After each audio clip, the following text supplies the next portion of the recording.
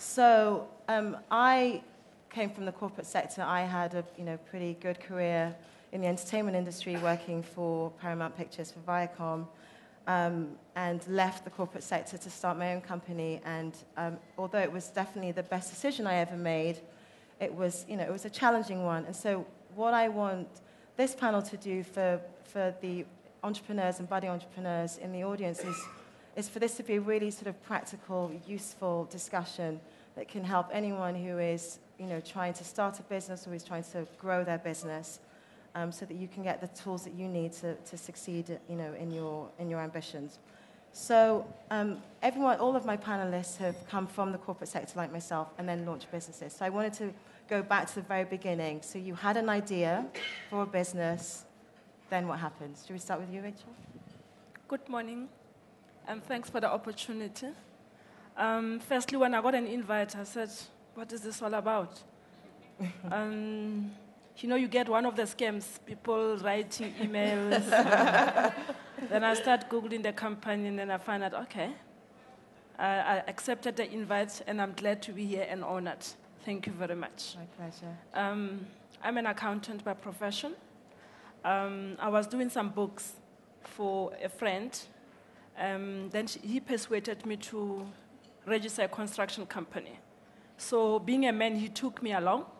And then he put me through to people. As you know, men got influence. And that is when I got my first job. I think it was about 250,000 10 years ago. It was a lot of money. On that one, and I've made it. To date, as we speak, I'm more in a corporate side of the construction side. In South Africa, we get graded in what we do. So there's companies like your Group 5, where they're on the level 9. That is how they classify construction. I'm also level 8 in the industry. In the civil side, I'm the EED partner of Group 5 on the enterprise development on the civil side. I was proud because there was about 250 people applied for that.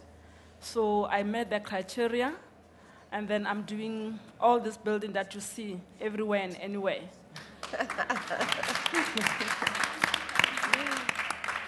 And I decided on my own to say, I need to move on. What I did, I bought a piece of land. It was about 40 hectares, where we're doing a shopping center, an office park, and Virgin Active already signed the lease. Pick and Pay has signed, and we've got a lease from the government for 30 years. So that's my legacy in construction, to tell women out there to say you can do it. There is a lot of challenges in construction, I must say, in terms of capital. I was maybe one of the women that were lucky to incubated by government in a form of funding, material backup, mentorship, and that is why I've made it. They started us with a project of about 200 million at the beginning. And then there was 10 women in the incubator program, and then they said, whoever take better part of the 200 million, let it be. Then I was the one on the 200 million. I did work for about 130 million. So I was the best, and I got Women Construction of the Year in that project. Then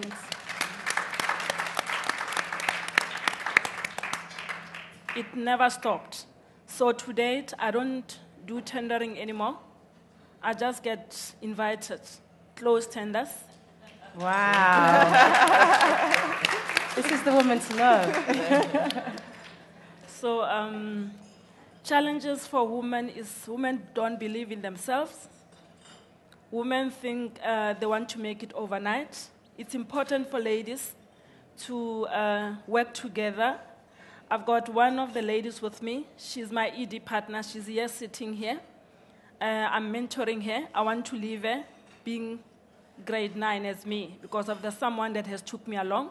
So in social responsibility, I make it a point that I deliver women as much as I can. Even if, like Felicia said, take one woman. Yeah. You take one woman because you can't take 20. The next thing you're going to have 20 women and then you're going to not deliver. So rather take one along and put her where you feel you can leave her. And that is the message that I say. Yeah. Success is not final. So everybody must know that they must, and fatal is not a failure. So I encourage women to say they must count the courage in order for them to success in their business. That's great. Thank you.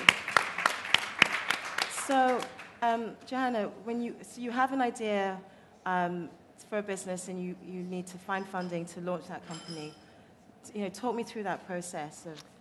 So, like Rachel, I'm also an accountant by training. Okay. And, so clearly that's the first step. well, I qualify guess as an accountant. I've always said that with every business, the numbers count. So if I understand my own numbers, Right. I'm sure I'm going to be able to make it sustainable. And I thank God that I have over the years. But for me as well, my business found me. I was busy doing my articles at KPMG, and I used to be able to get a lot of phone calls every week, headhunters trying to hire me for different companies. And then eventually I realized, well, if I've got such value for the world, maybe I need to go out and do something on my own. And I love travel. I'm in corporate travel. My company operates in the corporate travel space. So I met my two partners who also wanted to start a travel agency. And for us, it was the passion. So I wanted to see the world, and I thought, why not start a company that can be able to afford me to enjoy and live my passion, but also work in it, right? So we started our company in 1996. And at the time, yes, women, black, I mean, you can imagine. So did you self-fund or did you? Definitely struggled. I mean, we did business plans like everybody else does, right? And you go to banks, but nobody gives you the time of day, or they promise you, and then, months pass, and we struggled. So one of my partner's dads actually is the one who, lucky enough, gave us the kickstart. And we started a company. We started with 3 people, and I had one office in Pretoria, and a year and a half struggling to be able to have, make ends meet. I mean, it's difficult if you're fully qualified and you can have any job in this country, but you have a little dream at the time, and you just cannot be able to pay even your own monthly expenses. But I'm glad that we stuck on. And in business, if you believe in what you're doing, and indeed it emanates as a passion, you're going to success. I think most of the successful entrepreneurs that I know will tell you that it is something that they were passionate about. And it's not chasing the suitcase full of money. You have to find something that resonates with you, that you can do best. And the rest definitely does follow. So we were able to raise that money. And now, currently, I've had my company for 17 years. And thank you. And quickly, when I say 17 years, I know everybody starts counting. Oh, how old can she be? Don't worry. Yes. And I will quickly say I started when I was 14. Of course not. But, and now currently, we have offices throughout South Africa. I own some of the buildings that we're in, and I have staff just over 550, which is really that's tremendous. Amazing. And, and I employ majority women. 85% of my staff is women, and I have the highest staff retention in the travel business. And you must know that in a service industry, people that stay with you is like gold to a miner, right?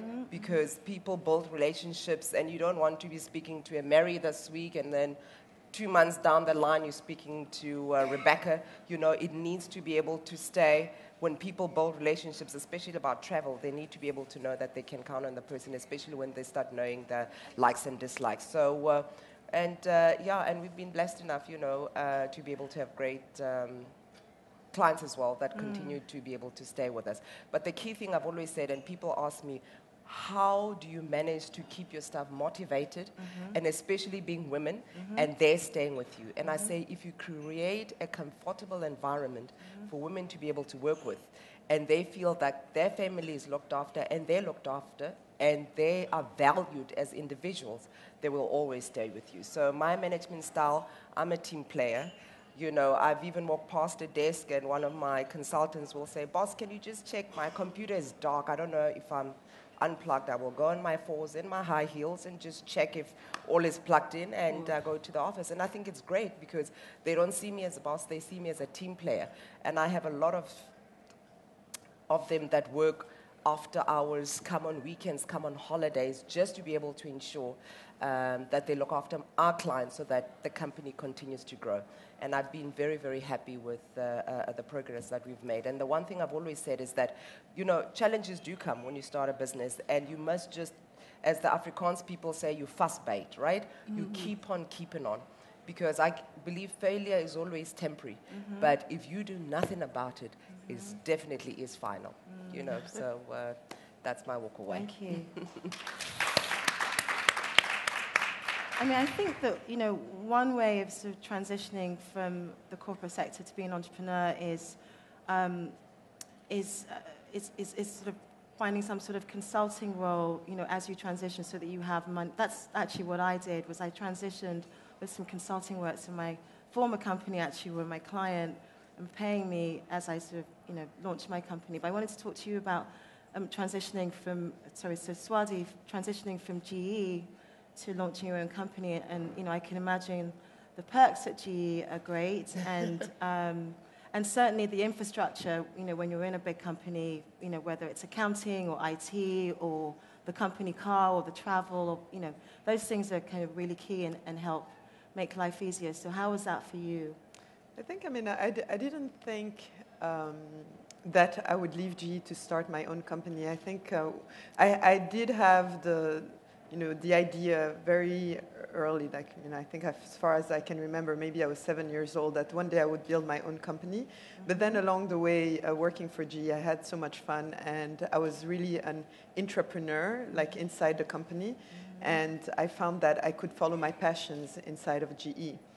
And in 2010, towards the end of 2010, I grew very quickly in the company. I was working hard, so I think I just came to a point where I was flat out and really burned out. And it was not really acceptable, you know, to go to my company and said, okay, it's great, you've promoted me very fast, mm-hmm. and I've enjoyed, you know, great career so fast, but I'm burned out, and, you know, I think that would have been the end of it. So I needed really to find a way out. Mm-hmm. And really, really at that point, I had not even an idea of building anything. I just wanted to rest, sleep, you know, just not think about work, really. So I figured out, maybe let me go back to school. Mm-hmm. And that would be at least, you know, I've always wanted to do that. Also, I think I kept the school card, and I have another one that I'm keeping for when I'm thinking, you know, I want to have children and it becomes too hectic. But I always thought I would go back to school when I need a break. Mm-hmm. And it's also a great opportunity to still further your career, because I think it's very difficult for women to stop working, you know, all of a sudden because you have kids, or you know, life asks for it, because you're very quickly sidetracked, and it's very difficult to go back inside the working environment. So I thought, okay, let me go back to my company and let them know, and of course, you know, you have always to justify and say, I want to do an MBA, I've reached this time of my career where I feel, you know, I just need more exposure, different exposure, and still, you know, kind of keep that edge.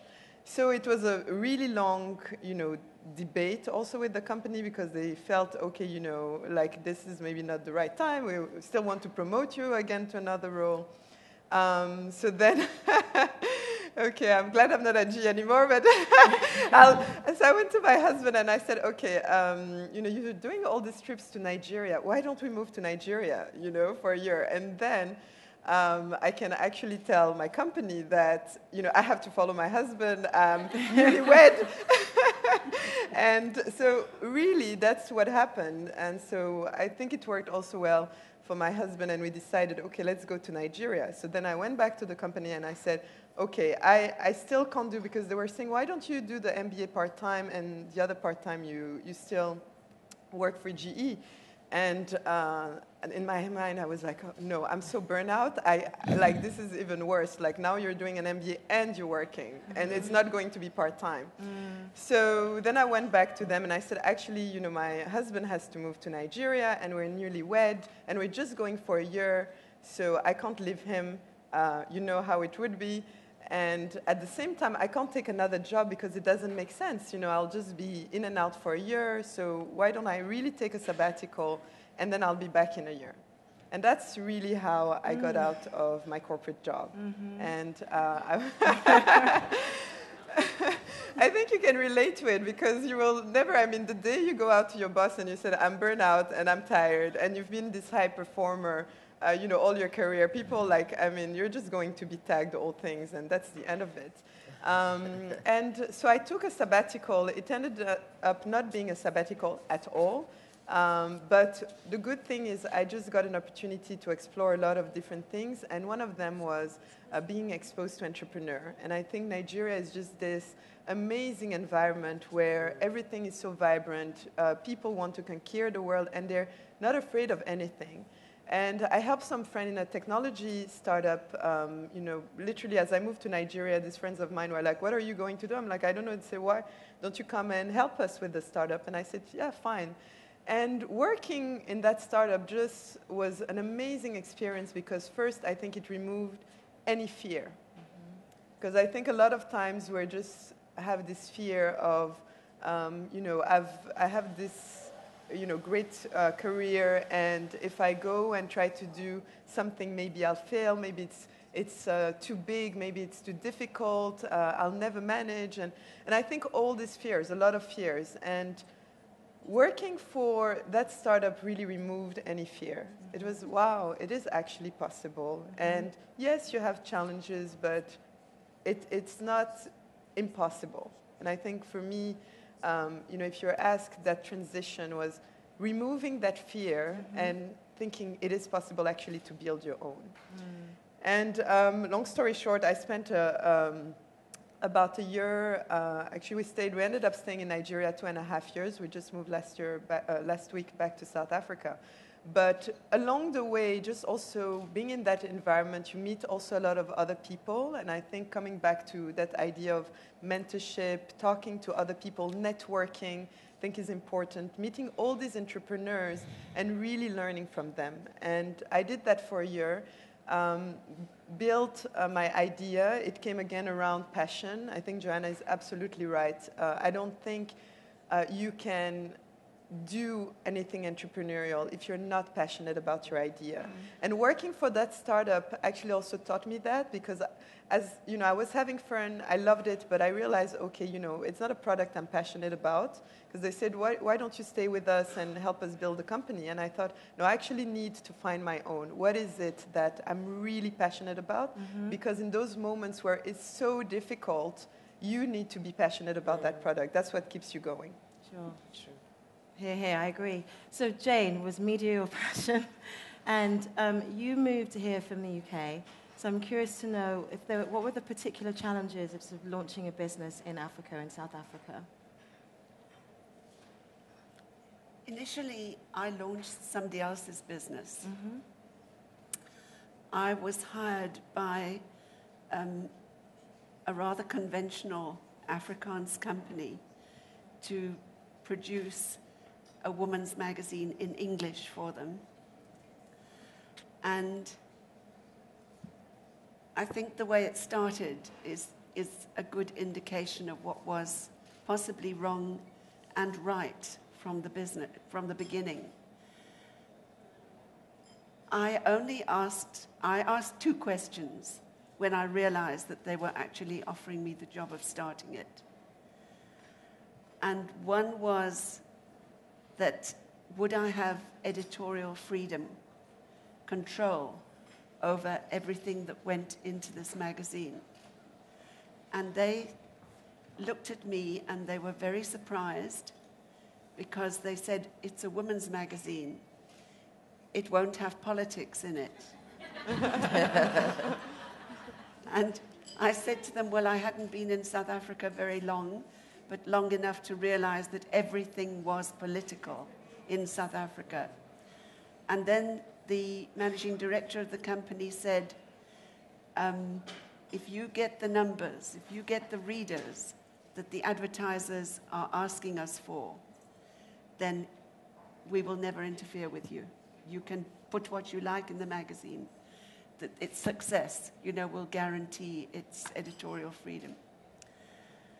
The other thing I felt I should point out to them was that in the month that we should launch the magazine, when the advertising budgets were biggest, that was when my next baby was due. And I already had a baby who was under 1 year old. So in fact, I would be doing this with 2 babies. Again, this unusual man looked at me and said, then you have worked through your last pregnancy. If you're willing to work through this one, we will give you all the support we can. You can. And then he said the most important thing, you can make your own rules. Wow. So now you understand why, when I went home and told my husband about this, and he said, tell me, what do they propose to pay you for this? And I said, oh, I forgot to ask. You could see what my passions were. My passions were, look, I wasn't a numbers person, though Fair Lady, the one I started for them, became a spectacular commercial success. And I was involved in that because I had launched other products and I knew the difference between profit and loss very, very, very well. Mm-hmm. My passion was change.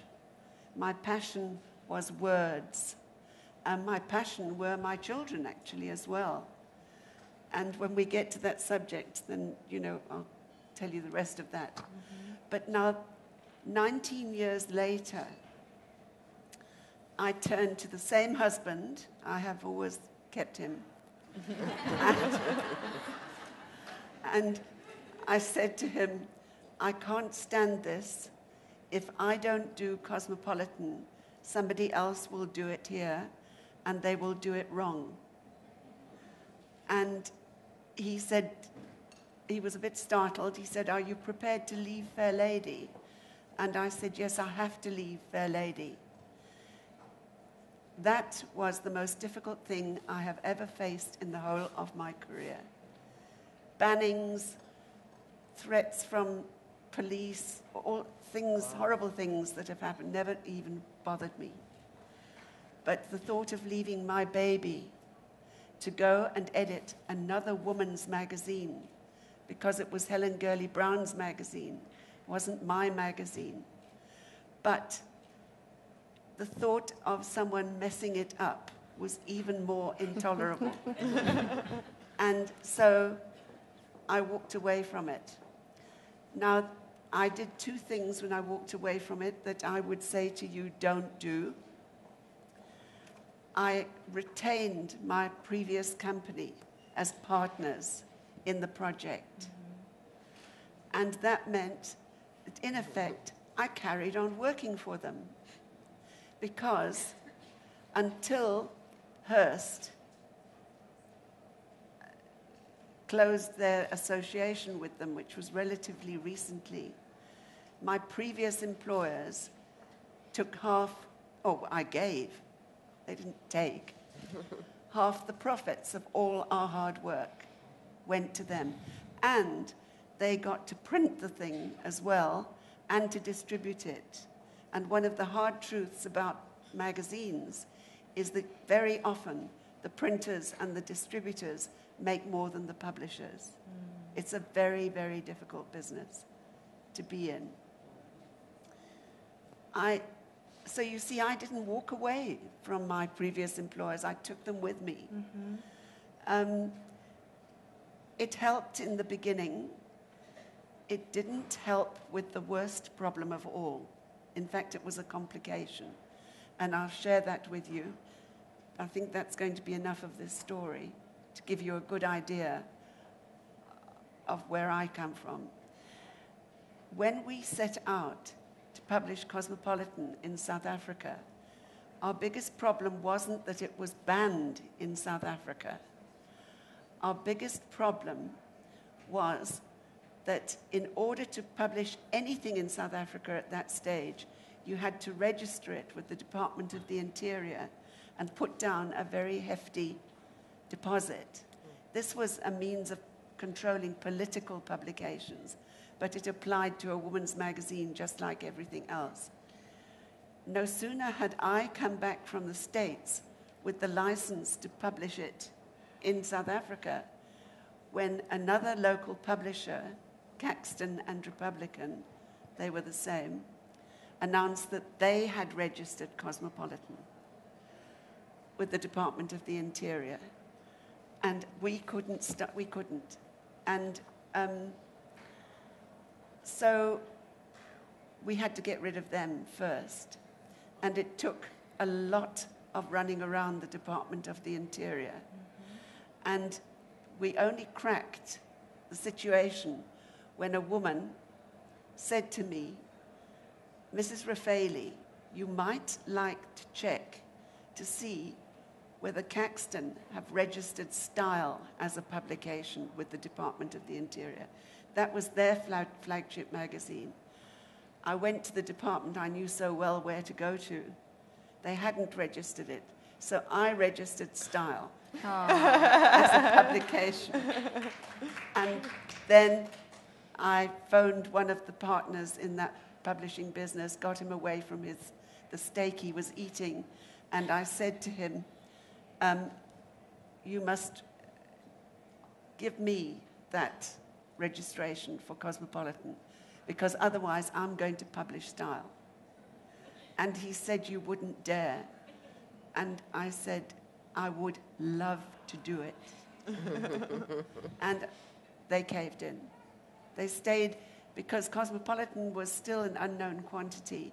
Nobody knew whether we would make money on it, out of it. And he was making a lot of money out of Style.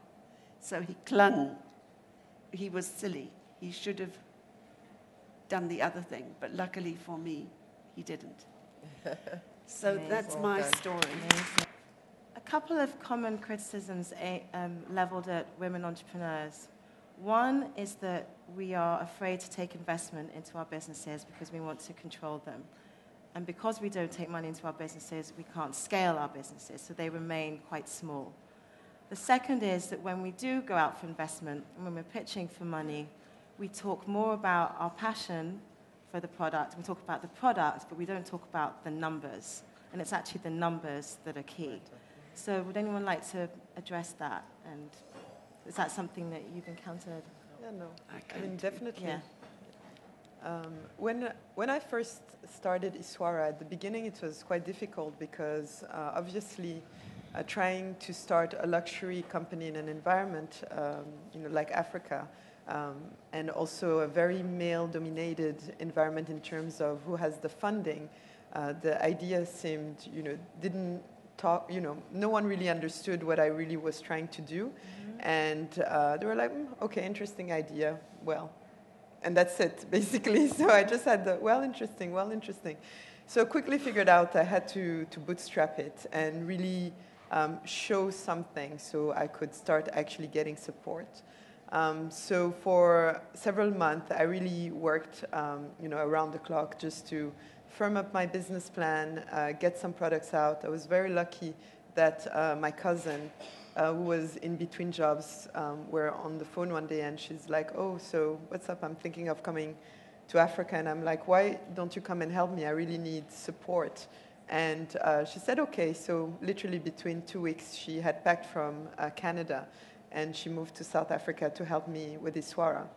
And I think that was really the best help I could have gotten. And with her, we did work around the clock just to get our first products out. Once we got our first products out, and literally, within a couple of weeks, we sold out of most of our products. I think that's where some of the people I had approached, or friends, or even family, were like, actually, this product can work. And so we did raise then some funding with the friends and family. Not a lot, but enough at least to keep us going. And right now, I have to say we've been lucky that with our sales we cover our day-to-day operations. But we're really at the stage where we need to grow and scale, because that business was never meant to be a housewife side project, which, I get a lot of that. Oh, yeah, this is what you do on the side. I'm like, believe me, I would be doing something else. If this was a housewife project, I would definitely not be doing that. So we're looking at scaling. So right now we're on the lookout, and literally this week I've just sent a investment proposal. So we're here so if anyone is interested by Iswara, what I want to mention is we've kind of also taken a few challenges. I think the first thing is Iswara is a women-only company, and it's a pilot. I hope it works. I don't know if it's going to stay like that, but I really want to try to create an environment for women where we can actually really craft the work environment around women issues. And I find also, just my experience having women, building a women's team, is that they feel less threatened. And, they just feel we're in that environment where we're not competing with someone who actually doesn't have all the other challenges, meaning, taking care of a household. And I've found so far that my women have been very motivated. And I think, as Joanna has said, they work really hard. And they've almost, they're out of that burden of, I don't need to show that I'm a woman. And so we do talk about Kim Kardashian at work, and it's fine because I find, in companies, people, it's in a very male-dominated environment. It's all about soccer, and I mean, if you can't go out after to the pub and drink beers, and so you're kind of really left out. So I think our networking environment is also different. So that's the first thing we've tried to do. The second is we also have a preferential procurement policies towards women-owned and women-managed companies. So we really look on the lookout for that. I think it's extremely challenging because, first of all, building a luxury brand, you're looking for excellence and suppliers who provide like flawless products or close to flawless. And that is difficult regardless of women or men in an African environment. But to that, then we want companies either owned or managed by women. Right. So that's the second challenge. And why I was mentioning that is the third thing we're trying to do is we're trying to raise, we're now raising $1.5 million, and we're trying to raise that solely with women. Because from women. From women. We do want to have women investors. And that's, kind of the approach I've been taking is that women, there are a lot of successful women in Africa and outside of Africa, and I think we need also to have more ownership of those companies. Sure. And we really are hoping that we're able to raise all this money and future rounds only with women. Wow. Then you're a change agent too. Thank you. I think with us we've continued to scale as we go along, and numbers are always important. And we're in a high turnover business, very high turnover business. So the numbers you have to watch, and you have to watch closely to be able to continue to make sure that your doors continue to be open. And I think probably in the last 4 years, I've had so many people knock on my doors, either to want to be able to buy me completely out, or people wanting to see if I want to list my company, etc. And people tell you need to be able to take the value out of what you've created. But I think from my perspective is I'm enjoying what I'm doing. I have a sense of purpose. For me, money was never a motivator. I have found my passion, and I wake up to something good. And I help a lot of girls. I'm a chairperson of the Salvation Army, and I help them a lot with their children's homes, right? So a lot of the girls I put through tertiary and put them through my business as well to give them employment. So it gives me a sense of purpose. And while I'm still enjoying what I'm doing, I definitely do not sit for tea with the ones that have the checkbook and wants to see me happy on the beach. For lack of a word, right? Yeah. So, Rachel, you work in a very male-dominated environment. So I'm curious to know how that has hurt or hindered you in your progress with the business in any way, and how you've overcome that when you've encountered it. In a lot of times, when you get awarded something, the men will feel threatened. And always, when you knock doors in banks for capitals, you find a man being a CEO or whatever. So it's a bit difficult for us women to can go in. So the only aspect for my business is the bank is looking for me, I'm not looking after the bank. Reason being, I was in an incubator program for a big project, and as an accountant background, I had to make it a point that I save the money in order for other projects to come in, so I can only swallow what I could do. I was gradually growing, from a small turnover to a big one. So like now, we're talking billions.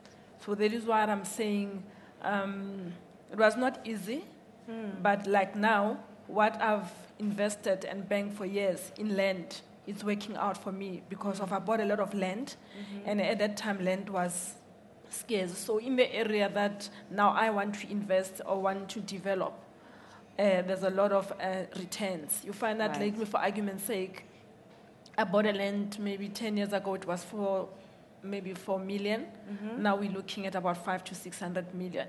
So you can do something out of that. So that is why I said people are looking for me to want to do business with me. Right. And you get confused because of either you don't know whether they are the right people. So as you know, there's a lot of scam, like I indicated earlier. Like Joanna is saying, you need to have passion in what you're doing.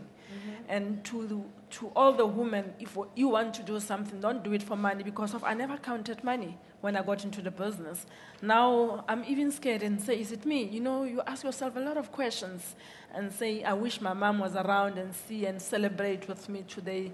We've got someone that is making it in the family. But as well, when you get into business, you get abuses from friends, you get abuses from men out there, you get abuses from everybody, even family. You get families that can support and abuse at the very same time to say you've made it in business and they want to take advantage. People must work and they must earn what they're doing because of it's all about hard working. And then at this stage, I will say I'm not working hard, I'm working smarter. When I started at the beginning, I used to be down there and understand my business. Construction is not an easy. It's not an easy. You need to understand what you're doing because you can bend your finger in a way. So it's about working smart. Yes, I've got a lot of men that are my friends now that are coming to say, can you please empower us? I said, not now. I'm empowering a lot of women, but like John was saying, everybody will knock. And so do you want us to be partners? Do you want to list your company? And then can you give us a stake? Because of, you get announced to say this woman, she's got a project for about 3 billion. And everybody want to come in and say, but when you were struggling, they were not there. So I'll say to women, it's not easy. The bank doesn't want to look at you when you start. But the only thing, you must be motivated. We must all have a motivational groups and then have passion in what you want to do. And we must also lift up another woman, or even if, like the lady yesterday said, we must live boys. I think I agree with that. Because if it's a young generation, I wouldn't want to see my son tomorrow not being in business because I only want to take women along. Let it be something that we take everybody along and show them that we're not selfish.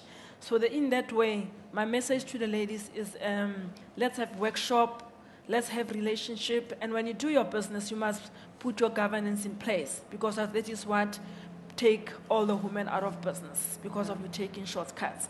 Make it a point that you pay your receiver, you do everything correctly so that you don't have comebacks. Because the minute you start growing, everybody's looking at you, and then you're becoming a role model. The minute you come down, they will say, that's it, because women got the pull-down syndromes. They want to see you down. So that is why when you get somewhere in land, you need to move with the people that you know that they add value in your life. Because the minute you start putting everybody next to you, you bring a lot of problems to you. And then I'm here. If there's somebody that wants to come in with my project, come along. You should take up. That's true. Okay, Jane, quick question for you. Are there any particular challenges that you would say that are specific to Africa or even specific to South Africa in launching a business? South Africa is a hugely developed market. and it has been for a long time. So in terms of whether you're in retailing or whether you are in the beauty business or whether you are in the fashion business or whether you are in the business of women's magazines, the same truth holds good. There are a lot of people in this country who can afford to buy your product and can afford to buy the products that are on your shelves or on your pages.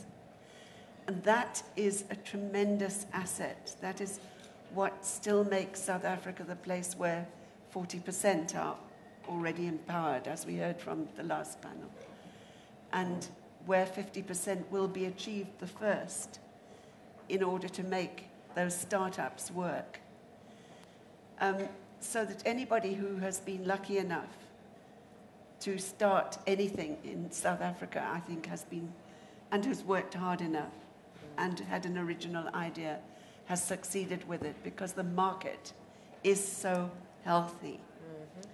So maybe this is, very unconventional thinking. People from the rest of Africa should rather launch their products in South Africa first. And we should all pray that Zimbabwe returns to what Zimbabwe was meant to be. Because I have often said, that for South Africa, Zimbabwe should be our Switzerland. Yeah. Yes. But it has that relationship, potential, with everybody, around it and even further away from it.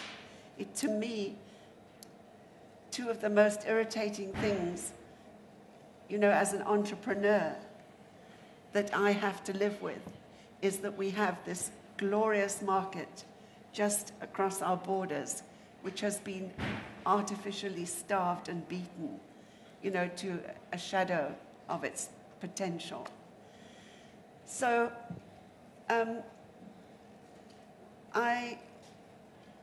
I think everybody can learn from other people's success stories. It really doesn't matter where they are. And one of the wonderful things about the social network that we all live with now is that we are in touch with so many other women in so many other parts of the world who are doing so many amazing things, sometimes in the most unlikely places. But in the past, that would have been grist to our mill, in the women's magazine business. We would have been able to tell those stories first. We still try to be first with those stories. So that's my invitation to you. Make these stories happen. I would like to be the first to tell the rest of the world about them in our magazines. That's what, to me, we talked about passion. I think that, yes, you can't do anything in the world. You can't bring up a child if you don't feel passionate about it. You can't look after a man and make sure that he fulfills his full potential if you don't feel some passion for him. But for me, the passion about women's magazines is that it is one of the things, one of the media that belongs to women. There's nothing else like that. Well, now, we have blogs and we have all sorts of things. And yes, a lot of what happens online belongs to us too. But before and still and always will be, magazines are your notice boards. They are your sounding boards. They are your supporters. And you should support them too, obviously. I would say that. Yes. I think maybe we have just time to for a couple of quick questions. If I can quickly add one thing to what Jane has just said, is to also succeed as a businesswoman, you have to walk with giants. And that's why we completely support mentorship. I've walked with giants, women that when you fall into the pit, they continue to pull you up, right? And I do think that most women should obviously be very open to mentorship. I saw a program with Richard Branson and the Archbishop Desmond Tutu. And Archbishop actually was interviewing Richard, and he asked Richard, how did he make all of this money? If a young person came to him and said, how do I make my first $1 million and be as rich as what you are? He said, that is the incorrect question you ask, because if you're looking for the $1 million, you will never succeed in life.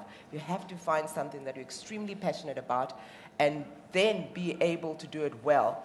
And then the money follows. Right. And I've had a pleasure of spending time with Richard, and he's an incredible guy, and I fully believe passion is always the key to be able to get to what you can be able to make a success. It's your God-given talent, Absolutely. Yeah, yeah. Any quick questions that, do I have to wrap it up? Okay, lots. In the front.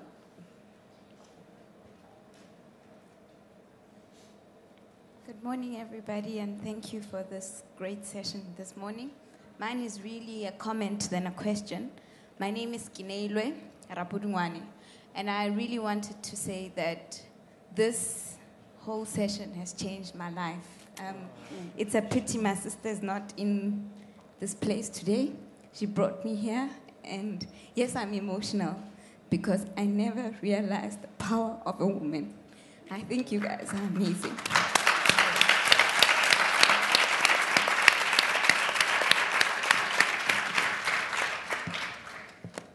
Thank you very much. I think I also share the same sentiments.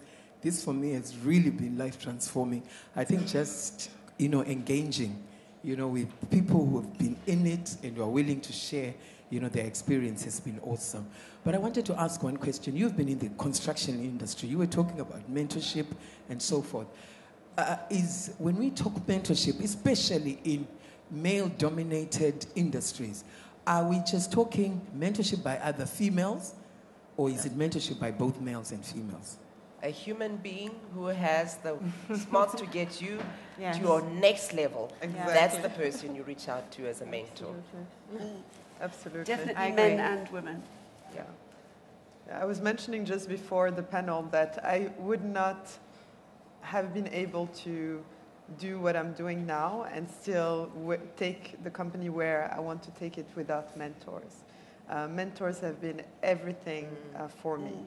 And finding the right mentors, people who believe in you, and as Joanna said, people who actually can give you the insights and the advice to take you to the next level is absolutely key. That's true. Mentors and sponsors. I think we need also to sponsors. I think sponsors are as equally important as mentors, and your sponsors are the people who are going to be in the right place and saying the right word for you when you're not there. And that's also the combination of those two, whether in corporate, and it's not just as an entrepreneur. I think in corporate also is very important that you have a very strong group of sponsors. It doesn't need to be a lot of people, but at least there needs to be 2 or 3 people who are always in those places where decisions are made and know what you're doing and know you well. Because they're the ones who are going to be saying, okay, when the promotion is there, they say, oh, I know Swati, I think she's doing a great job. This is what she's been doing, and I think we should promote her. You would not be in those rooms, but your sponsor would be. Yeah. So make sure you have both, sponsors and mentors. Final question.